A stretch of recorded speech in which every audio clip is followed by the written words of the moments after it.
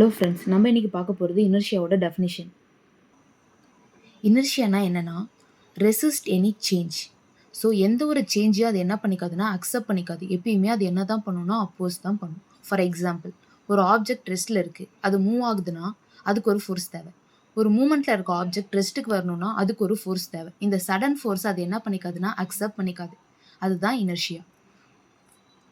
The inherent property of your body to resist any change in its state of rest or state of uniform motion unless it is influenced upon by an external unbalanced force. So, resist any change அப்படின்னா என்னன்னா சேஞ்சஸை accept பண்ணிக்காது. ரெஸ்ட்ல இருக்க object தன்னை ரெஸ்ட்லேயே வச்சுக்கணும்னு நினைக்கும், மோஷனில் இருக்க object தன்னை மோஷன்லேயே வச்சுக்கணும்னு நினைக்கும். ஸோ அந்த சடன் ஃபோர்ஸ் அது என்ன பண்ணாதுன்னா அக்செப்ட் பண்ணிக்காது. ஃபார் எக்ஸாம்பிள், நம்ம ஒரு பஸ்ஸில் உட்காந்துருக்கோம். பஸ்ஸை சடனாக ஸ்டார்ட் பண்ணும்போது நம்ம எல்லாருமே என்ன ஆகுவோம்னா ஃபார்வர்டுக்கு மூவ் ஆகுவோம். அதே மாதிரி ஒரு சடன் பிரேக் அப்ளை பண்ணும்போது நம்ம ஃபார்வர்டில் மூவ் ஆகிட்டு இருக்க பஸ்ஸில் நம்மளும் ஃபார்வர்ட் டைரக்ஷனில் தான் உட்காந்துருப்போம். பட் நம்ம சடனாக என்ன ஆகுவோம்னா பேக்வேர்டுக்கு தள்ளப்படுவோம். ஸோ இது ரெண்டுமே என்னதுன்னா இனர்ஷியாவுக்கான எக்ஸாம்பிள்.